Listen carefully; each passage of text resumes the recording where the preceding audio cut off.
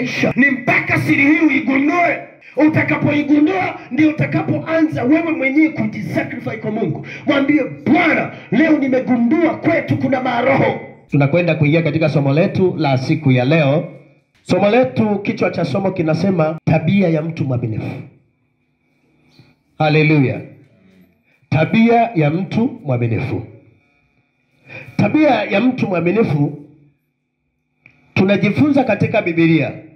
Biblia inaposema basi jueni ya kuwa Bwana Mungu wenu ndiye Mungu mwaminifu. Haleluya. Sisi wanadamu tunaweza tukajidai ni waaminifu, lakini Mungu ni zaidi ya haya. Jinsi Mungu anavyokuwa mwaminifu, anatupigania. Nyie wenyewe mmeona kipindi tulichokuwa tunakipitia. Kuna mtu asiyejua? Hii hata mtoto anafahamu kwamba kile kipindi kinapotokea, hata watoto wadogo huwa wanashangaa. Huwa wanauliza nini kimetokea. Haleluya. Lakini kwa kuwa Mungu ni mwaminifu, anachokifanya katika majira yake, anaendelea kuwa mwaminifu hata katika changamoto tunazozipitia. Haleluya. Uaminifu wake sio wa siku moja wala sio wa siku mbili. Uaminifu wake unadumu milele hata milele. Amina. Kwa kile kipindi ambacho tumekuwa tukiishi, tukitumia nguvu na akili zetu, tulidhani tumefanikiwa kwa sababu ya elimu tulizokuwa nazo. Tukadhani tumefanikiwa kwa sababu tulijifanya tuna akili sana. Lakini bado Mungu katika hilo amesimama kwa uaminifu kabisa. Alijua nyakati na majira ya kwamba yatafika, ndipo tutakapojua ya kwamba hakika mambo haya yametokea. Kwa kuwa Mungu amekuwa mwaminifu, amekuwa pamoja nasi hata katika yale madhaifu na makengeufu yetu. Bwana ameendelea kuwa mwaminifu, alituponya, akatuokoa, na hata leo ametuvusha katika mikono ya maadui zetu. Bwana hajawahi kutupungukia, aliendelea kuwa mwaminifu, alitupigania, alitushindania, mpaka leo tunasonga mbele. Haijalishi nyakati zimesemaje, haijalishi mazingira yanasemaje, haijalishi wanadamu wanasemaje, lakini Mungu wetu tunayemwabudu ndiye Mungu anayesimama nasi kututetea. Anatupigania hata leo. Hatujawahi kuathirika, hatujawahi kujuta. Bwana amekuwa mwaminifu, anatupa afya, anatupa uzima wa kiroho. Ndio maana leo tunakusanyika katika uaminifu ule ule. Anasema mtakapokusanyika 2 au 3 katika neno langu, na mimi Mungu wenu nitakuwa katikati yenu. Amini. Hata sasa Mungu yu pamoja nasi, hatotupungukia wala hatotuacha kamwe. Haleluya. Bwana Yesu asifiwe sana. Ninampenda Mungu kwa sababu amekuwa mwaminifu katika maisha yangu. Kama atakuwepo mtu ambaye hili andiko halitamhusu, basi huyo hatakuwa ni mwanadamu kabisa. Hatakuwa ni mwanadamu huyo, inawezekana ni malaika. Lakini mwanadamu yeyote aliyezaliwa na mwanamke, mambo haya imempasa kuyaishi, akiendelea kumshukuru Mungu na kumtukuza yeye, kwa kuwa Mungu habadiliki katika neno lake. Mungu anakuwa mwaminifu hata kwa neno lake, kwa sababu akilituma neno anatarajia kuona matokeo. Haleluya. Sema na mimi nitaona matokeo yangu leo. Haleluya. Bwana Yesu asifiwe sana. Ukisoma katika kitabu cha Kumbukumbu la Torati sura ya 7 na mstari wa 9, Biblia inasemaje? Haleluya. Amen. Fungua nami hicho kitabu, Kumbukumbu la Torati sura ya 7 nao mstari wa 9 mpaka wa 12. Unasema basi jueni ya kuwa Bwana Mungu wenu. Inasema basi jueni ya kuwa Bwana Mungu wenu ndiye Mungu mwaminifu, ashikaye agano lake na rehema zake kwao wampendao, na kuzishika amri zake hata vizazi elfu. Mstari wa 10. Naye huwalipa wamchukiao mbele ya uso wao, kuangamiza. Hata kuwa mlegevu kwake yeye amchukiaye, atamlipa mbele ya uso wake.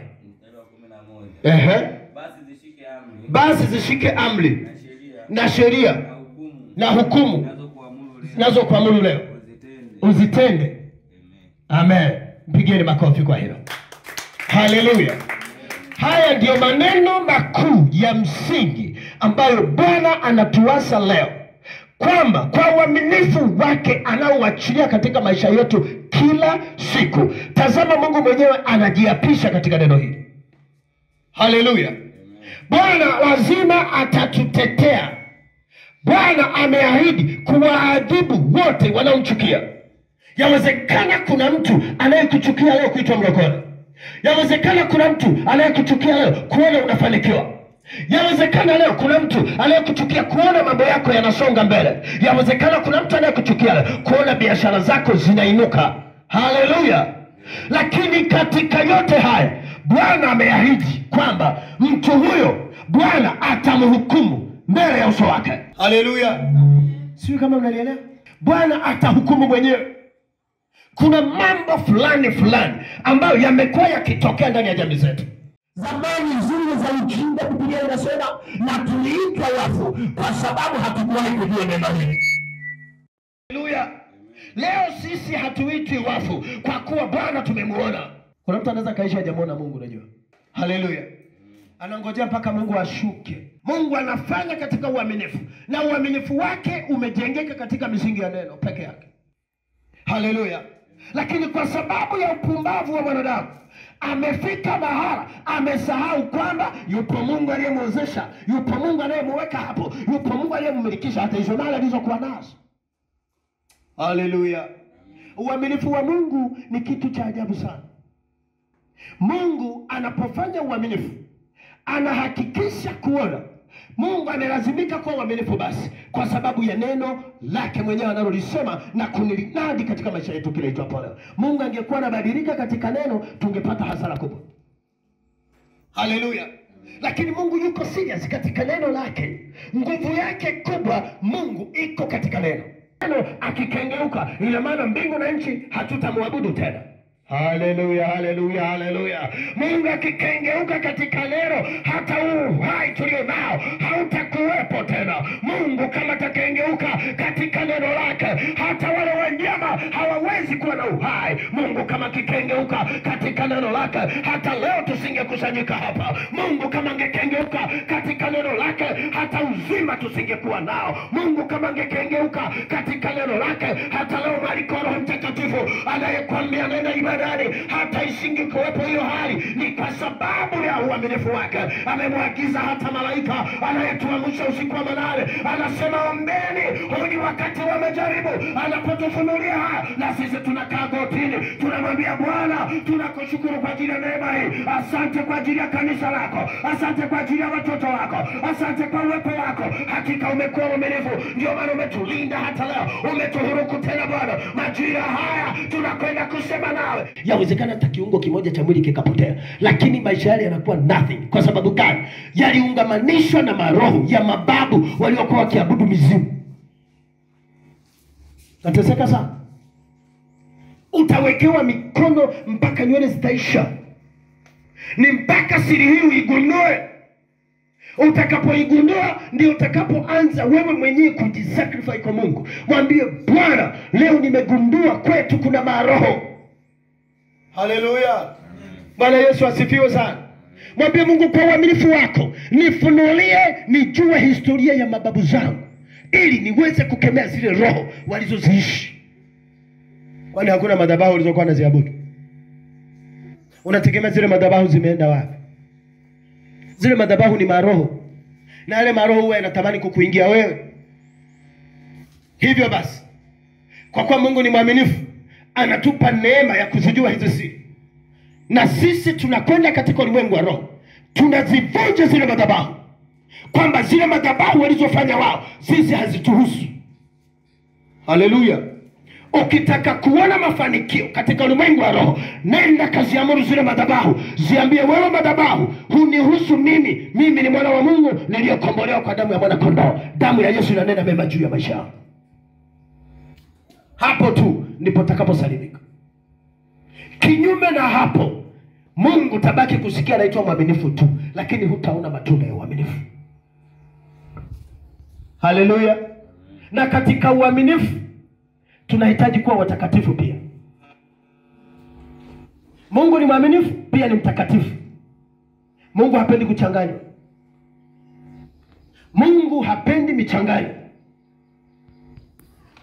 Sisi katika huduma hii ni kuibia siri. Hatuna tabia ya kumpamba mtu mafuta. Hatuna tabia ya kumpongeza mtu anayefanya uchafu. Sisi tunaambizana ukweli kwa sababu tunaenda mbingu. Haleluya. Mbingu ni ya watakatifu. Kwa hiyo utakatifu ule mpaka uje ufikie unaanzia hapa. Haleluya. Kwa tunaanzia hapa. Ngazi ya kwanza tunakufundisha maana ya utakatifu. Ili uaminifu ukamilike, uanze katika utakatifu. Kwa sababu huwezi kuwa mwaminifu wakati sio mtakatifu pia. Uzingatie haya mambo mawili. Unahitaji kuwa mwaminifu lakini ni mtakatifu pia. Kwa sababu yule unayemwamini unaziheshimu sheria zake na kuziishi. Kumbuka ni mtakatifu. Kwa hiyo kama yeye ni mtakatifu, imekupasa na wewe kuwa mtakatifu. Haleluya. Haleluya, haleluya, haleluya. Imekupasa na wewe kuwa mtakatifu ili ukamilifu wake na uaminifu wake uwe juu ya maisha yako. Haleluya. Ni viswahili vinavyofanana lakini vina maelezo tofauti. Haleluya. Ni kama mwaminifu na mkamilifu. Unaweza ukawa mwaminifu lakini bado unahitaji kuwa mkamilifu pia. Haleluya. Ukamilifu unapatikanaje? Ni katika lile kusudi lile kwamba kwa kuwa umezitii sheria za Bwana, bali unahitaji kuwa mkamilifu katika kutenda kusudi lake. Tuko sawa sawa? Ukamilifu ni pale unapokubaliana na sheria zake ukatenda sawa sawa na jinsi anavyotaka yule mkamilifu. Mungu hawezi kuwa mwaminifu kwako halafu kama unambeza. Wala Mungu hawezi kufanya uaminifu kwako halafu kampa kisogo namna hii. Mungu hapendi. Mungu hapendi. Anatamani kuona katika uaminifu anaoachilia kwetu na sisi tunakuwa uaminifu kumwabudu. Haleluya. Bwana Yesu asifiwe. Amen. Haleluya. Amen. Wangapi unampenda Mungu? Kila mmoja anasema nampenda Mungu. Hata mimi nampenda Mungu. Lakini unampenda kwa kiwango gani? Mungu anapendwa kwa kiwango gani? Amen. Sasa, tumpende Mungu kwa sababu ametupa ugali, si ndio? Tumekula viazi na uji, tumeshiba, basi tumpende Mungu tu. Haleluya. Mungu anapendwa kila wakati. Yeye kama anakuwa mwaminifu hata usiku wa manane anatulinda. Kwa nini sisi tusiwe waaminifu kumtumikia? Haleluya. Kwa nini sisi tunakuwa na maswali wakati wa kumtumikia? Mbona alitubariki tukapata uji? Kwa nini sisi hatuwezi kumtumikia? Mungu anauliza. Kama alifanya agano na baba zetu kwamba alitujua tangu kuzaliwa na hata siku tunazaliwa ametutakasa, Mungu alikuwa na makusudi gani? Mungu alikuwa anataka nini kwetu? Si wewe mwaminifu anataka uone kwa. Je, umekuwa mwaminifu? Haleluya. Tumekuwa waaminifu? Au ni mradi liende tu?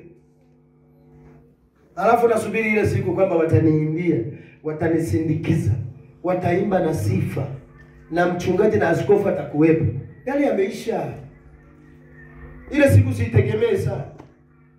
Kwa sababu hakuna anayejua atachukuliwaje. Mungu anapoachilia jambo litakupata wewe leo, jua kesho lazima maisha yatabadilika. Ukiona leo mambo hayaeleweki, kuna wakati mwingine leo kuja mzuri wa mambo kueleweka. Kinachotakiwa ni mvumilivu na kuendelea kumwomba Mungu pasipo kuchoka. Haleluya. Amen. Tunaishi kwa shuhuda. Shuhuda ambazo Mungu amefanya katika maisha yetu ni nyingi mno. Kiasi kwamba tukianza kuzielezea, tunaweza tukaanzia asubuhi mpaka jioni. Lakini yote haya tulipoyaweka mezani, tukaanza kuchambua moja baada ya nyingine. Tulikuwa tunapitia chuo kikuu cha Mungu. Haleluya. Amen. Tulikuwa tunapitia shule ambayo si ya kawaida. Ni shule ambayo duniani haipatikani, lakini katika ulimwengu wa roho inapatikana hiyo shule.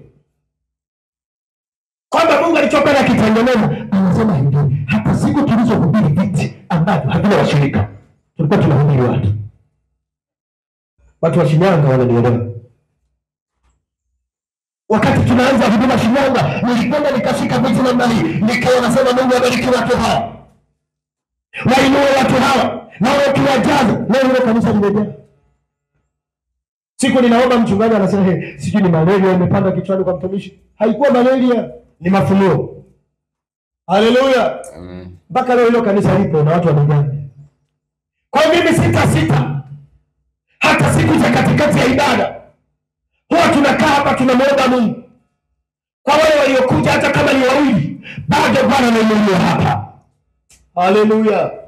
Hata kama atakuwa ni mmoja, Bwana bado anainuliwa, kwa kuwa amekusudia kuona maisha yetu yakibadilika. Bwana amekusudia kuona kikubariki. Bwana atakuwa mwaminifu katika maisha yako. Wewe mtu mwejito, ukaacha kazi zako, ukasema ninakimbia katika madhabahu yake, Bwana atasimama na wewe, atakuwa mwaminifu kukupigania. Hata kama maadui wakiinuka, Bwana anasema kwa njia moja wataingia, lakini utokaji wao kwa njia saba watatawanyika. Ni Bwana anayetuma neno, aliangalia, alitimize kwako. Hajalishi shuleni mambo kama hayaendi shuleni, Bwana anasema tazama nyie hamtakuwa mikia, bali mtakuwa vichwa. Bwana amejaza hekima, Bwana amejaza akili, Bwana atawainua kwa wakati wake. Dunia itashangaa kwamba katika mji wa Yerusalemu anaweza katokea kijana mwenye hekima na akili nyingi na hii. Bwana ameachilia haya, ameachilia kwako mchana wa leo. Bwana ameachilia hizo baraka kwako. Bwana amekusudia kukuinua, Bwana amekusudia kukujibu, Bwana amekusudia kukutoa hapo ulipo.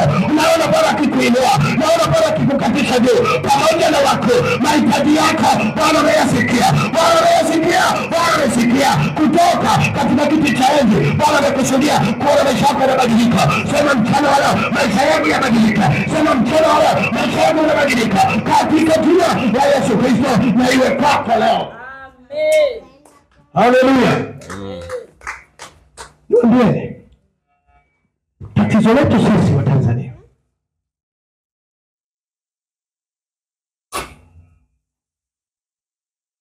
tatizo la Watanzania wengi, tumekuwa na roho za mazoea. Haleluya. Kwamba huyu sisi tulimfahamu hata kipindi kabla hajawa mchungaji tuseme. Sawa, yawezekana mimi nimezaliwa kwenye familia ya watu ambao hawakuwahi kujulikana duniani. Lakini kumbe katika familia hiyo Mungu anaweza kainua mtu ambaye si wa kawaida. Haleluya.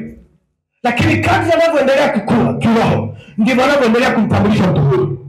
Tuko sawa sawa? Kwamba hata nabii kwao huwa haheshimiwi, lakini kwa kwamba huwa anamheshimu kwa sababu anayaona mafuta yaliyomo ndani yake ambayo Bwana amekusudia kuyatumia katika wakati huo.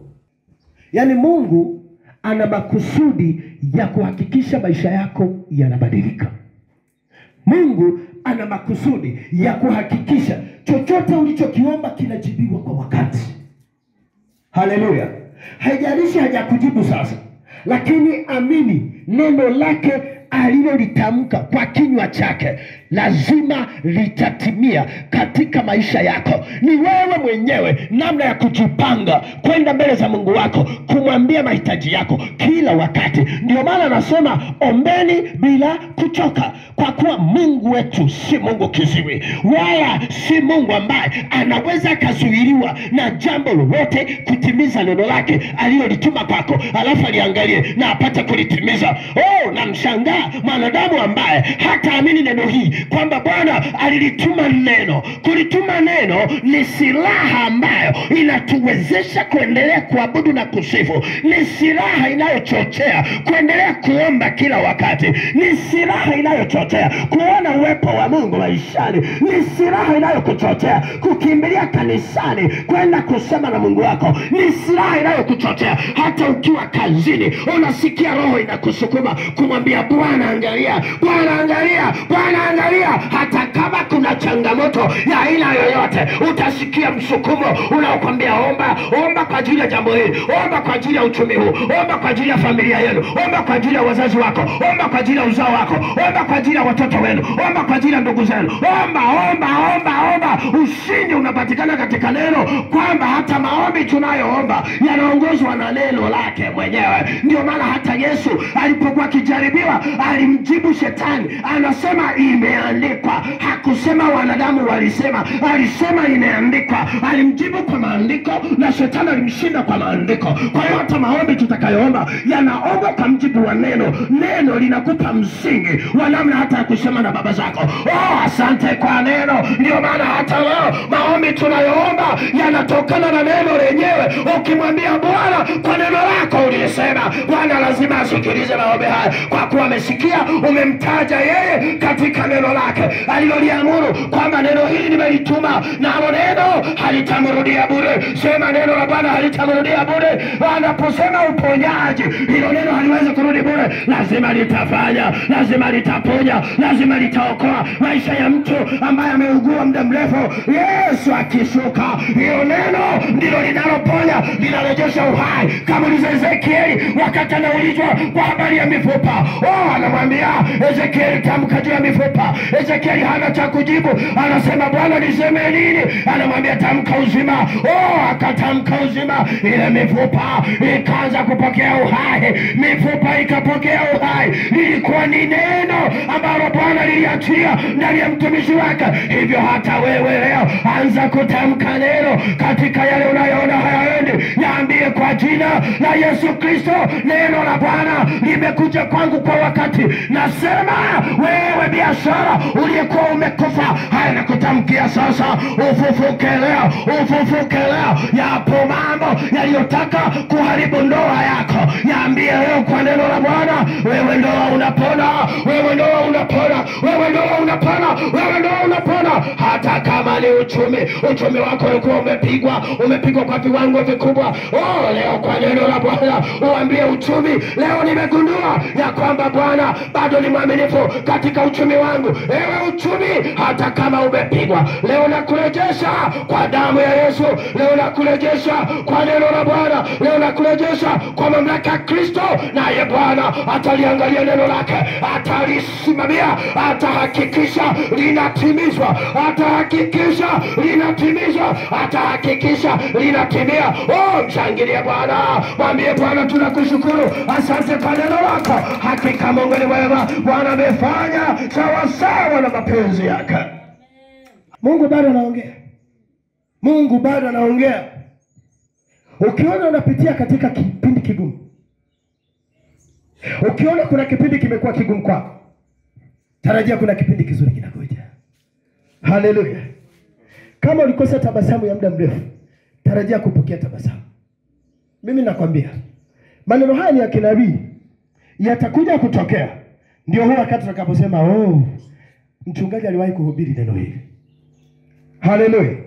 Ukisoma huo mstari wa 12 nasema maana mtatoka kwa furaha. Maana mtatoka kwa furaha wapi?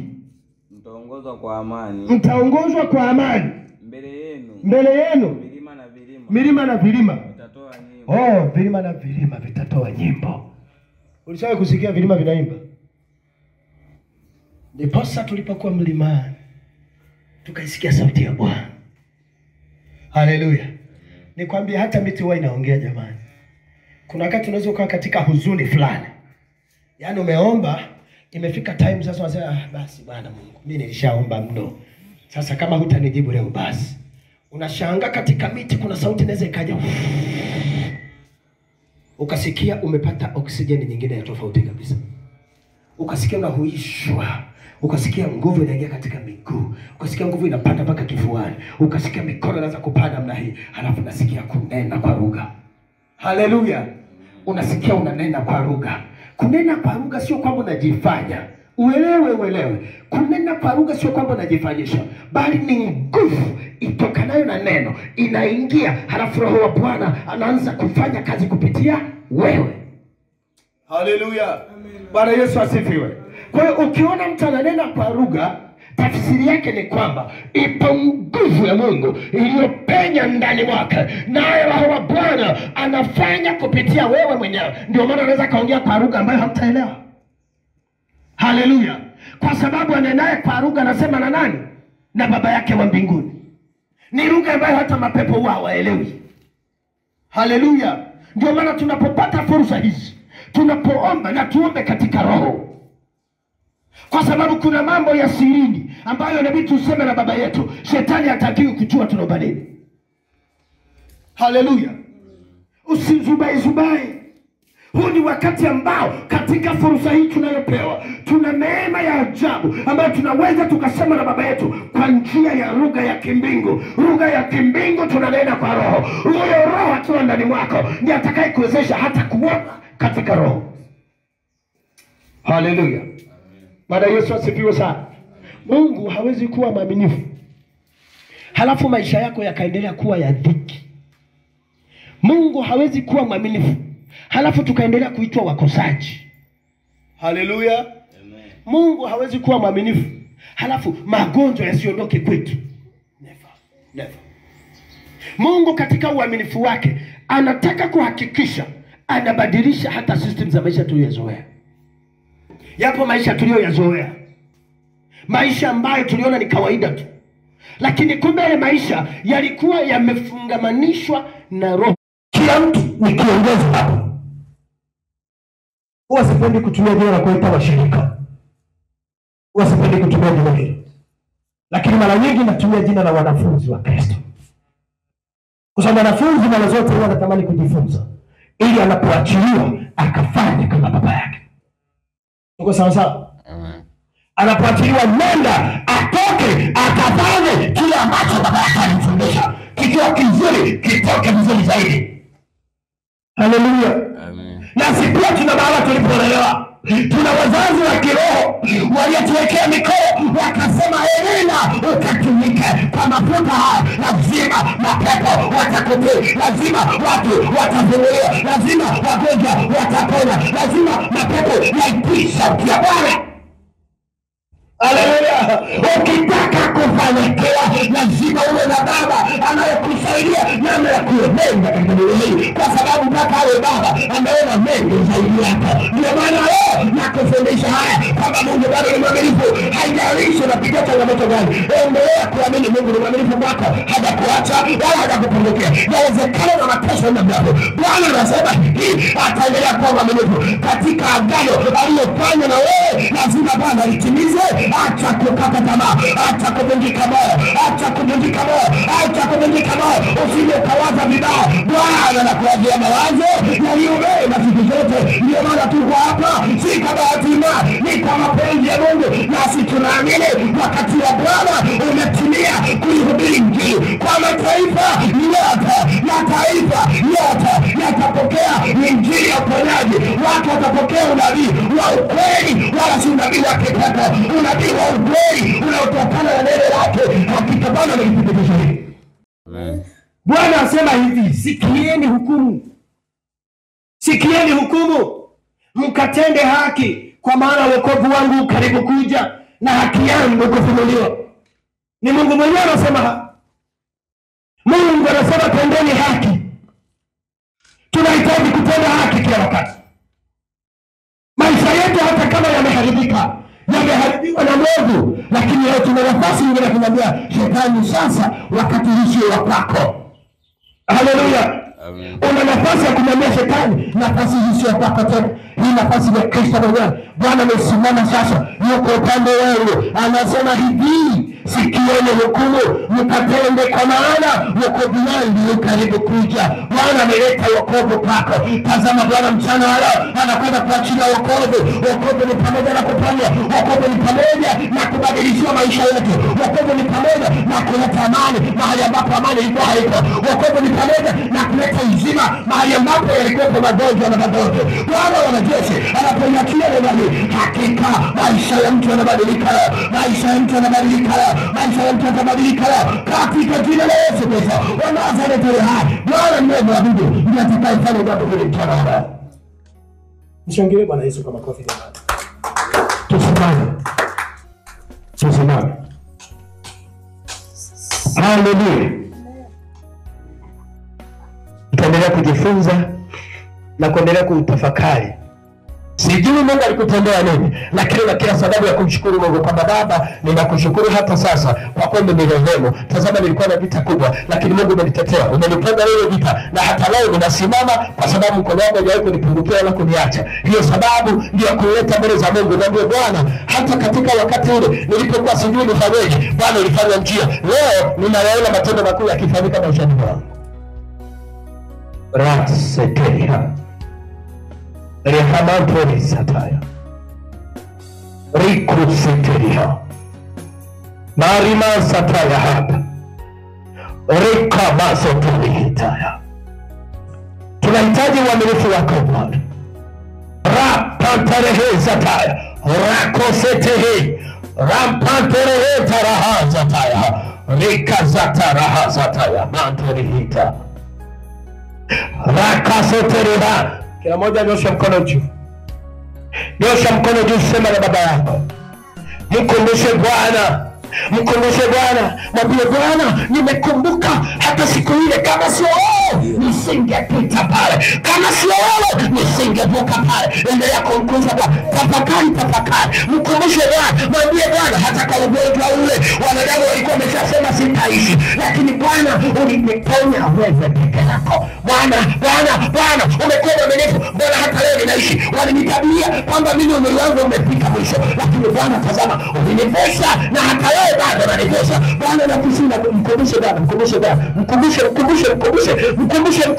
Mwambie Bwana, nimekumbuka hata siku nimezaliwa. Hivi mzazi kama siwe angelala vibaya kanilalia, ningekufa, lakini Bwana ulinilinda hata leo. Tazama Bwana, ni hai. Asata rakoseteha rakamaseteriha rimazataya rakoseterema rakomatarahazata. Mwambie Bwana Yesu. Ninakuja mbele zako. Tazama mchana wa leo umesema na mimi kuhusu uaminifu. Baba, nimejifunza kwako kwamba maisha yangu yote niendelee kuwa mwaminifu Jehova. Baba, naomba neema ya uaminifu iwe kwangu leo. Nisamehe Bwana, sikuwa mwaminifu siku zote. Iliongoza siku zote. Baba, niendelee kuwa mwaminifu kukutolea. Niwe mwaminifu kukutumikia. Niwe mwaminifu ninapokuwa kazini. Niwe mwaminifu katika ndoa. Bwana, nipe uaminifu. Endelea kumwomba Mungu. Baba, katika jina la Yesu Kristo wa Nazareti, Mungu wangu ninayekutumikia, ndiye Mungu ninayekuabudu mchana wa leo. Nasema ni asante kwa ajili ya neno lako takatifu. Umesema nasi Bwana, hakika tumejua ya kwamba wewe bado ni mwaminifu. Mungu yalituma neno, umelituma kwetu, uliangalia na upate kulitimiza. Bwana, hakika tumejua ya kwamba uaminifu wako ni mkubwa. Hakika uaminifu wako ndio unaotutetea maisha yetu. Hakika uaminifu wako ni mkubwa, ndio maana hata leo umetulinda na majanga. Hakika uaminifu wako ni mkubwa, ndio maana hata leo Bwana bado umeturuhusu kuwa mbele zako mchana leo. Ni wengi waliotamani kuja kuabudu nasi, lakini kwao kumekuwa na vizuizi mbalimbali. Bwana, umetupa neema hii. Hakika umekuwa mwaminifu, nasi hatutanyamaza kulisifu jina lako na kuliabudu jina lako. Tunalitukuza kila wakati tunapopata neema hii. Bwana, tunakutaja wewe. Maisha yetu yaendelee kwa mikononi mwako. Wewe ni Mungu mwaminifu. Umesema kwamba hutatuacha wala kutupungukia. Tazama agano ulilofanya nasi siku zote, katika jina la Yesu Kristo wa Nazareti. Na kusini Bwana wangu na Mungu wangu, tazama tunakuja mbele zako, tumegowe petu katika jina la Yesu Kristo wa Nazareti. Na kusini Mungu wangu, na kusini Mungu wangu, na kusini Mungu wangu, na kusini Baba yangu. Onekana tena. Haya majira yao majira yako, yasema majira ya mwanadamu haya yote. Bali neema yako Bwana iwe pamoja nasi. Huduma hii ni huduma yako mwenyewe. Bwana, endelea kuwa mwaminifu. Iongeze na uiponye huduma hii Bwana. Ponya watoto wako wa kike na wa kiume wanaokuja kuabudu hapa. Mungu, wakumbuke, uwalelemu, wapiganie katika changamoto wanazozipitia. Neema yako ipitayo neema zote iwe juu yao katika jina la Yesu Kristo wa Nazareti.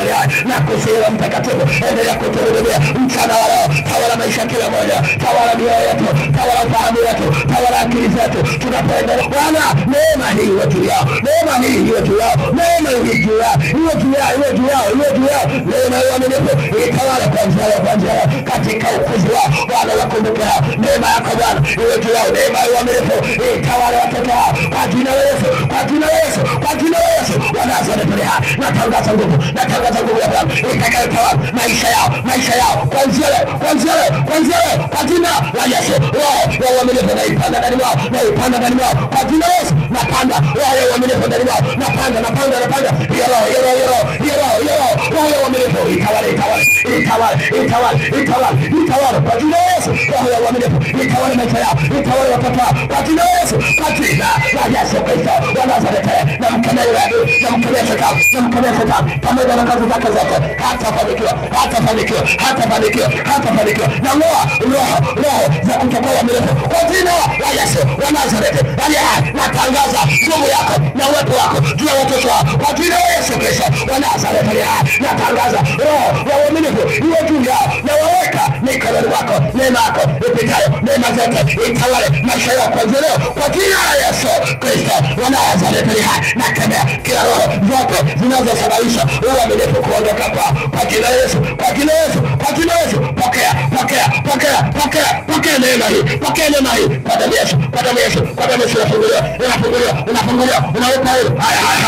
Haya, kila pepo zinazokamata uaminifu wako kwa jina la Yesu. Naziamuru ziachie mara ya kwanza, niachie mara ya pili, niachie mara ya tatu, niachie mara ya nne. Haya, nenda, toka kwa jina la Yesu. Na kuamuru mara ya kwanza, na kuamuru mara ya pili. Haya, achia fahamu yako, achia kwa jina la Yesu. Na kuamuru. Haya, loka kwa jina la Yesu Kristo wa Nazareti.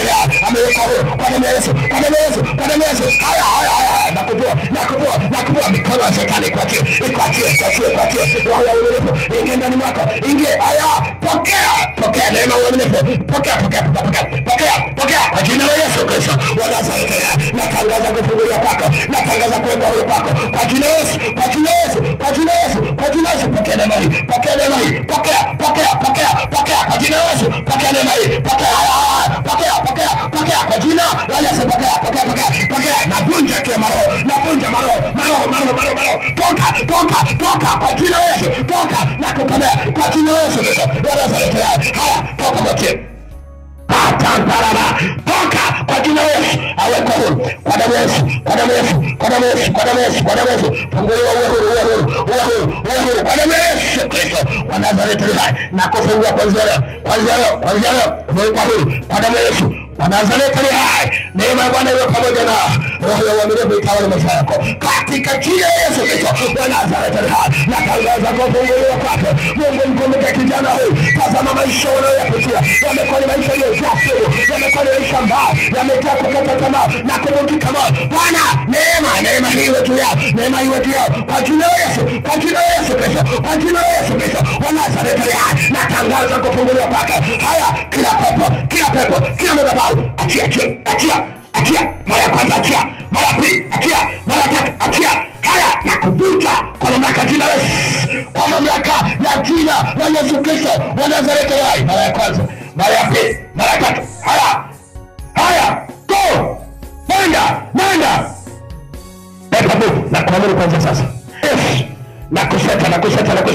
Haya, na kuchoma kwa moto, na kuunguza kwa moto, kwa jina la Yesu, kwa jina la Yesu wa Nazareti. Haya, nenda, kwa jina la Yesu. Nenda. Huna mamlaka hapa, kwa jina la Yesu Kristo wa Nazareti. Haya, toka, nenda, wache. Rabasotori hanta ramasataya. Akosete henta. Rima satahaya hanta. Rakusataya. Rika masata. Huna mamlaka tena. Huna. Pundika. Kwa damu ya Yesu. Unapundika mara ya kwanza. Unapundika mara ya pili. Unapundika mara ya tatu. Unapundika. Haya.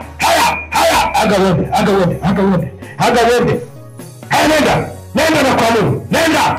nenda kwa jina la Yesu, kwa jina la Yesu, kwa jina la Yesu, kwa jina la nenda go katika jina la Yesu Kristo wa Nazareti aliye hai.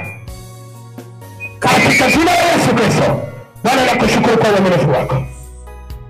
Hakika matendo yako ni makuu. Baba, umetawala na kutamalaki siku zote. Watoto hawa ni mali yako, neno la Mungu. Na ng'oa kila roho zinazosababisha wao kutokuendelea kuwa waaminifu. Katika jina la Yesu, vunja na kukata madhabahu hizo. Hizo nenda, mwache. Aendelee kuwa waaminifu mbele za Bwana. Natangaza. Mwache. Kwa jina la Yesu, kwa jina la Yesu. Natangaza nguvu ya Bwana. Itawala maisha yake. Haya, kwa jina la Yesu Kristo wa Nazareti hai. Nguvu ya Bwana.